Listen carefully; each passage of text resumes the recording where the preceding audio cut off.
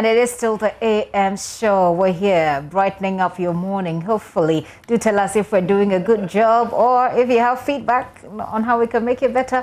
By all means, do share. The number is 0540109009. That's 0540109009. Of course, I'm not doing this alone. I've got A.M.A. who is here with me. A.M.A. Yeah, so we're having to learn to speak with our eyes now because, you know, all of our faces are covered. Oh. And I keep on doing it to people. I'm like, oh, you look really sad. And they're like, have a mask on. How can you tell? I'm like, you look really happy. But I mean, the eyes are the windows to the soul, aren't they? So I hope you're feeling all the love that's coming through the eyes to you this morning. And welcome if you're just waking up. Well, lucky you. Please pardon her flirting. Pardon her flirting. You know. Oh, who am I for the camera? Yes. Yeah. Okay. But so you see, there's an important story that we've been running, and we need to keep going at it. It is the COVID-19 and the fact that our numbers keep going up. Yeah. It's not funny anymore. Yesterday, I read somewhere that the CEO of Best Point Savings and Loans had passed away. We've seen all the high-profile people who have passed away. Now, mind you, there were other deaths that were recorded. Just because they're not, you know, all the way up there doesn't mean people aren't dying. People are dying, and we need to be very careful. We'll be shortly going to the Ghana Health Service website, so we'll take a look at the numbers and how they've changed over the years. Anymore, in just about a day or so, I think we recorded 6 deaths. Yes. I don't know where to start from. I know, right? Because without being controversial, that is, you know, feel free to be controversial. There have been so many different narratives, you know, from November, October, when the COVID numbers, you know, kind of started to come down. Yeah. You know, and then we had the registration for the elections, and then we had elections, and we had rallying, and we had parties, and we had raves, and we had all these things go on. And I remember that in the course of November and December, on the Super Morning Show, we kept on talking about enforcement. Because the president had said, oh, the pubs are closed, the beaches are closed, and we kept on telling the president, actually, the pubs are not closed, of course. The beaches are not closed. People still they chill. Yeah. So obviously, there was this great divide between what was being expected would happen and what was actually happening. Yeah. And so there was that. Then there was the Christmas parties, Gifty. I mean, and they were big. I know. And I know, you know. There were weddings as well. I know people who, groups. So when you look at the social strata, I think that's what it's called. I know groups of people who are all isolating or who have all tested positive because they were at this one big event, you know, a few weeks ago. But I think even if you were, and even if you were at the event and you wore the mask, you probably would have been protected. The mask will come off at some point, at any point in an event, because you'll take it off to drink, you'll take it off to eat, to take a picture. You'll take it off to take a picture. You'll definitely take it off. So we kind of relax with a lot of these things. It's not strange that we're seeing the numbers going up after we've had elections, we've done political party rallying. We've had all these parties and weddings and stuff. What is strange though anymore is that people are dying. Because the first COVID, the first wave that we had, people died. But I think the rate at which people are dying right now is way faster. Well, remember that we also have a new variant. Yes. So I'm not too sure if we were able to distinguish between which variant people are getting. But remember that we do have a new variant, and we also know that it's presenting as malaria. So we've had a lot of people saying that, oh, you know, we have malaria, we have typhoid.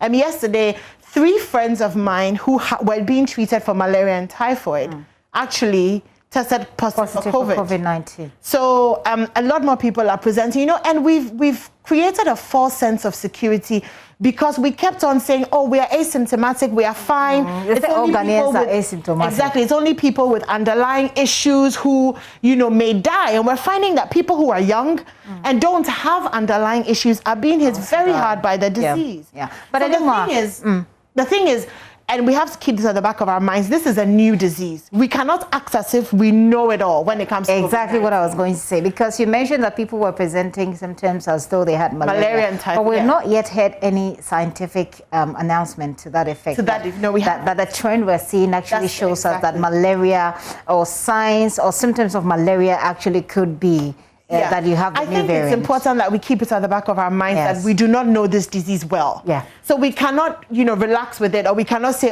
have conclusive statements such as, if you don't have underlying issues, then, you'll be fine. If you don't have this, you don't have this. And I've always said that the thing that scares me the most about COVID is that you don't know how it will hit you. So there are people that, they have it and they're asymptomatic. There are people who have it and they're a little bit sick. There are people who have it with underlying issues and are really sick but recover. Then there are people who don't have underlying issues, get really sick and die. So it's difficult to see, to know how it is. But let's go to the Ghana Health Service. So this is what our figures look like right now. I don't know if you want to go through it anymore. Yeah, sure. Okay, so our new cases are 391. I'm not sure as of when, so that would be as of this morning. That's cut-off point, presumably yesterday. Yes, usually they'll have a date there. We'll get updated on that. But let's take a look. Active cases, 2,178. That's active symptomatic cases. This does not include those who have been tested and are waiting for their results, or people who are asymptomatic and people who are spreaders. We don't have that figure. Our total confirmed cases since the beginning of COVID-19 is 58,822. Deaths stand at 358. Just last week it was around 338. Yeah, just about last week. It's gone up.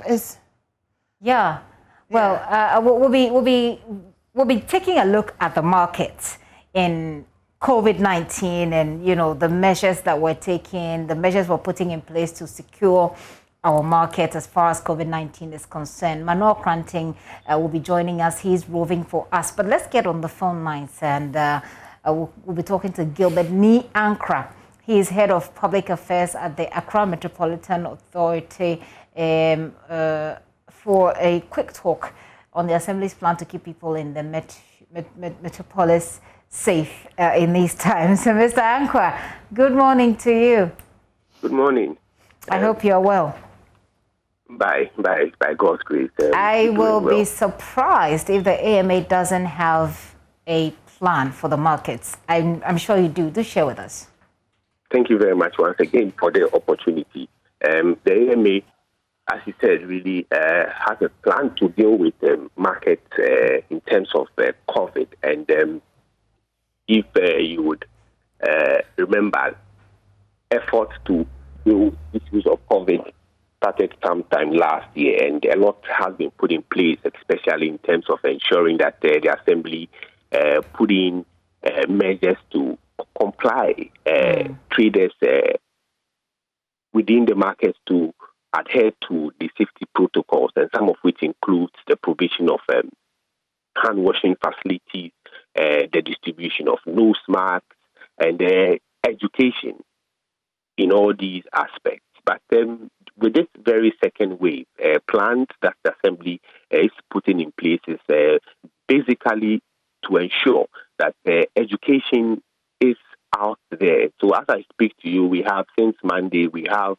the Metro Information Service Department moving out there with their vans to ensure that we let the people understand the need to first and foremost put on the nose masks, because that is the most important thing that would help one way or the other. The first that would help in curbing this very virus. And when it comes to issues of provision of hand-washing facilities, just some few weeks ago, the Assembly took delivery of some facilities, hand-washing facilities from Vital Strategies to be given to lorry parks, markets, and all that. And then we have done that as well. And these efforts are to complement what the police is also doing. If you remember, since Monday, the police within the Central Business District have been up to ensure that people who don't put on these nose masks are arrested. And so far, a couple of them have been arrested by the police. The effort to deal with that is also ongoing. And let me assure that if you come into the Central Business District and you are not on nose masks and you are caught, I can assure you that the police is there to deal with you. So these are some measures that we're putting in place to deal with the issue. But education is key. And let me commend your organization for whatever you've been doing over these past weeks when it comes to this COVID, to let the people understand that it is real and we have to ensure that we adhere to the safety protocols. A.M.A is here and she has some questions. So Gilbert, just a quick one. Yesterday in the newspaper, we heard that the KMA is planning on running a shift system in the markets so that there's more spacing for the women and for the men who sell. Is there a plan for the A.M.A to do something like that as well? Yes, that is. We are considering that, but that was even some aspect of relocating traders was done last year. If you remember, we had to move bulk tomato sellers from the Central Business District to the House Park near the Art Center to ply their trade there. And we are looking at dealing with all these things. Don't forget, markets within the Central Business District are not some of these satellite markets you see elsewhere. So if you want to take decisions like that, you need to engage, especially the leadership and the traders themselves. Consultation is very, very important. And currently at this stage, we are looking at all these other options. But for now, the focus is to ensure that the education goes down well for people to understand the need to put on their nose masks. Okay, so are you working with the police when it comes to enforcement and the wearing of face masks? Because, I mean, when you go to Agbogbloshie or Accra, actual Accra, it's difficult, for some of the market women to keep these masks on the whole day, in the sun. So how is that panning out in terms of enforcement and working with the police? Yes, just as I said, yesterday there was a meeting with the mayor and some security operatives within the city to deal with these issues. And as I said, since Monday, the police have been on it. The assembly is also complementing with our metro task force to help in increasing the numbers to monitor some of these things within the Central Business District. So there is close collaboration with the police and other security agencies to ensure that we deal with it very issue. We understand the challenges, and people must understand that if we would all come out from this very pandemic, we all have to play a role. It is my duty and your duty to ensure that we protect ourselves. And that is what we are all dealing with, to ensure that we adhere to the protocol so that we would stay away from this very pandemic. Okay, well, thank you very much. And that's Gilbert. Well, I do have a question for